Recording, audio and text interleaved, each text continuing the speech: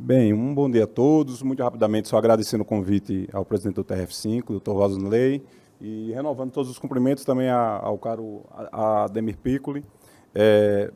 Aqui eu vou trazer uma experiência prática do que a teoria, acho que de ontem para hoje, foi, digamos, espelhada aqui pelos palestrantes. Eu não conheço o Leandro, eu não conheço o Dr. Felipe, que fez a apresentação de desembargador aqui do TRF6, mas parece que a parte teórica que eles trouxeram aqui de ontem para hoje, não só a apresentação do Leandro ontem, como a de hoje, mas também do Dr. Felipe, parece que a gente conseguiu cumprir para trazer esse resultado prático. Obviamente, a minha apresentação aqui ela é descritiva, eu não vou trazer nenhuma solução assim de IA generativa, mas sim um caso de, digamos, de um projeto local que se tornou regional e depois se tornou nacional, que é o nosso PJE Mobile 2. O Leandro falava hoje sobre estágio de maturidade das instituições. Eu creio que tanto o meu tribunal, TRF5, quanto a minha seção judiciária, JFPB, estão num estágio assim, de maturidade institucional em relação à tecnologia bastante avançada. Eu fiz um cálculo aqui dos presentes, era mais ou menos 15 para as 9, tinham 60 pessoas, agora deve ter um pouco mais, eu diria 80 pessoas, porque eu enchei um pouco mais. Eu sou coordenador do Laboratório de Inovação da JFPB. Nós trouxemos aqui 6 pessoas, só o estado da Paraíba de 6 pessoas. Então, tínhamos ali, às 15 para as 9, 10% do auditório só da Justiça Federal da Paraíba. É uma visão que o nosso diretor do Foro, Sérgio Murilo, tem em relação à tecnologia. Isso espelhado também o que o nosso tribunal tem. Temos outros representantes aqui do nosso tribunal, o doutor Alisson, aqui da JFRN. Então, esse estágio de maturidade, eu creio que a gente conseguiu chegar e entregar, e, a partir disso, o tribunal ele apontou e pediu para cada coordenador de inovação dizer, olha, traga um projeto seu que se propõe a ser regional. E eu, à época, eu fui o usuário 1 do PJE1 Mobile, que é a aplicação do mobile no PJE1, e aí tive a ideia de, olha, o CNJ está pedindo a nacionalização do PJE2, para que nós fiquemos com um sistema só, aqueles tribunais que trabalham no PJE, e aí eu sugeri exatamente a criação desse mobile. Isso aqui é um espelhamento do meu celular, eu vou fazer muito rapidamente.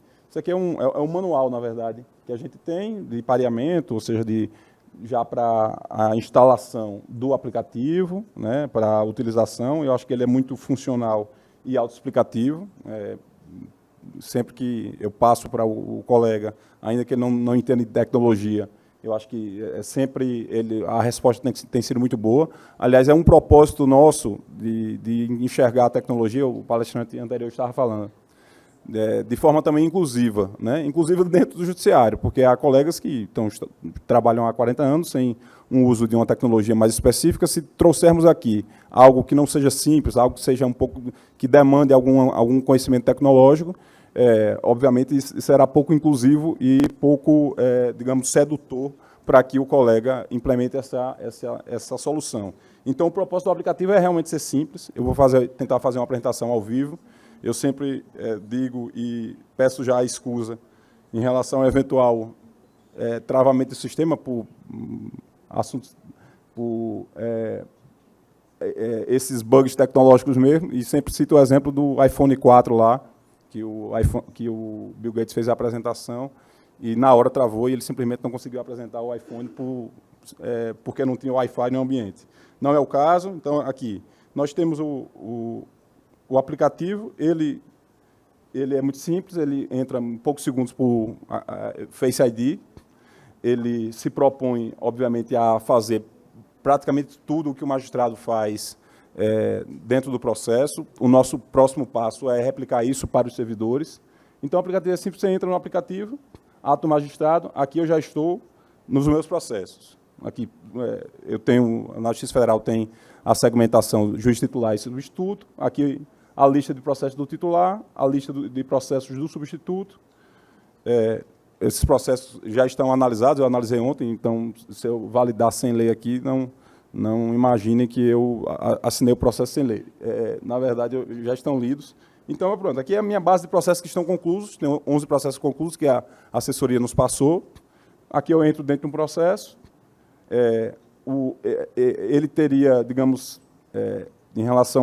uma relação comparativa com o sistema do web, algumas boas vantagens. Uma delas é, obviamente, a rapidez de você entrar no sistema, né? Segundo, ele usa uma base de uma plataforma de dados independente. Então, muitas vezes, quando o sistema está instável, está sem funcionar na web, como ele usa uma API diferente, é como se ele funcionasse um pouco offline. A gente quer chegar a isso do funcionamento offline. Ele não funciona offline, ele funciona online mesmo. Mas para ele cair, o Mobile 2, para ele cair, tem que o link, a base de dados sair por completo. Qualquer instabilidade no sistema da web, que é um sistema mais pesado, ele não sente essa instabilidade. Então, em várias oportunidades, está o colega lá sem conseguir validar na web, e a gente, com muita facilidade, ele valida, ou seja, a gente não sente essa instabilidade porque é um sistema, digamos assim, muito mais leve do que propriamente o sistema normal da web. Então, eu entro aqui, só para dar um exemplo de rapidez numa correção de 1 minuto por parte do magistrado, simplesmente tocar e fazer digitar rapidamente, troca parágrafo, o magistrado pode fazer a implementação do parágrafo que quiser, tirar o parágrafo que quiser, e, após isso, nós temos as funcionalidades de assinar, copiar e salvar. Por que copiar? Muitas vezes o magistrado, explicando para os colegas que não estão, digamos, na atividade fim, muitas vezes o magistrado, ele lê a minuta, isso é do dia a dia do magistrado, ele lê a minuta, mas não necessariamente ele quer validar a minuta naquele momento. Exemplo, ele está trabalhando num domingo e quer determinar uma emissão na posse em um determinado imóvel. Ou seja, o DENIT dá a ele o direito de emitir na posse, ou seja, retirar a pessoa daquele imóvel e fazer uso da posse direta daquele imóvel. O magistrado não quer fazer num domingo, 9 horas da manhã. Então, às vezes, ele valida a minuta toda daquela decisão liminar feita pelo servidor, mas ele não quer, por exemplo, assinar na hora, quer esperar para um momento ordinário, 9 horas da manhã, 10 horas da manhã. Um exemplo também mais cotidiano é de determinação de prisões, né? O magistrado, eventualmente, quer um momento correto para aquela busca e apreensão, para uma determinação de prisão, etc. Então, às vezes, ele quer simplesmente extrair aqueles dados do sistema e depois jogar para qualquer base de dados, para o Word, etc. E até o doutor Alisson está aqui, a gente está, obviamente, já no momento de implementação das funcionalidades. Muitas vezes, o magistrado quer ler e deixar conferido o processo. E aí ele faz a gente vai implementar um botão a mais de que ele está conferido para o magistrado, no momento que ele quiser ele validar. Então, muito rapidamente, se eu quiser copiar, está aqui, se eu quiser assinar, está aqui, e ele apenas eu estou usando o Wi-Fi daqui pronto. Então, 2, 3 segundos, normalmente ele está assinado. A gente fez também uma base comparativa com o web, em relação aos colegas, por exemplo, que estão em turmas recursais, estão em juizados que têm alguns despachos padrão. A gente fez uma análise comparativa temporal. Então, a gente pegou o Web 1, do PJE 1, a gente pegou o Web 2, do PJE 2, a gente pegou o Mobile 1, que a gente tem o Mobile 1, e a gente fez uma análise comparativa temporal. O tempo de validação é mais ou menos 90% mais rápido do que a média dos outros. Então, enquanto a gente valida, por exemplo, 50 processos em 50 segundos na base da web, ele valida entre 5 e 8 segundos. Então, ele é muito mais rápido, principalmente dos colegas que trabalham em interrexal. Então, esse teste temporal a gente fez. Além, obviamente, eu estou de olho no tempo, além, obviamente, do teste da usabilidade dele. Então, eu fiz a assinatura, mas dentro do processo, a gente tem detalhes do processo, a gente tem todos os documentos do processo, petição inicial, ou seja, tudo na mão do magistrado, se ele quiser ler a petição, a hora que quiser. Aqui tem aquele envio para qualquer aplicativo que você tenha no próprio iPhone. Quer entrar no avião que não tenha um Wi-Fi dentro, manda para o Notas, quer ler a petição, ou seja, para depois validar, ou seja, para depois corrigir. E nós temos os detalhes do processo e algumas funcionalidades, obviamente, que a gente está desenvolvendo, por exemplo, a pesquisa de processo.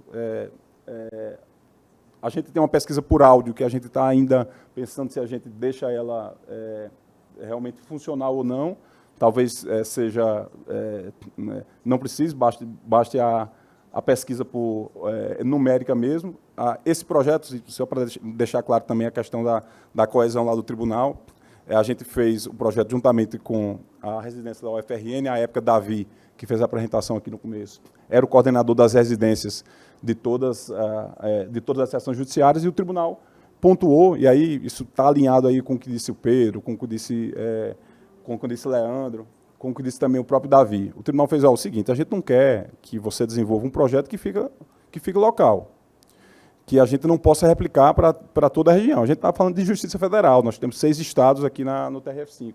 E o tribunal fez, eu também não quero me meter num projeto local seu. Agora, também não queira você desenvolver sua força de trabalho, desenvolver o projeto e que o tribunal depois adira sem nenhum tipo de comparação com outros projetos. A gente já teve, há alguns anos, a gente tem já esse cuidado de não ter mais. Por exemplo, desenvolvendo intimação via WhatsApp. Quando viu, 2 sessões judiciárias estavam implementando, ou seja, medindo esforços,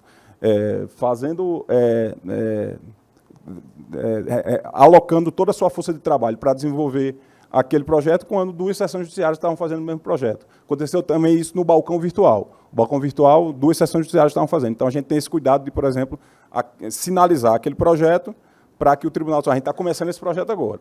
Se quiser, digamos, blindar o projeto em relação às outras sessões judiciárias, assim fazendo. Eu já vou encerrar. E é isso que faz o CNJ.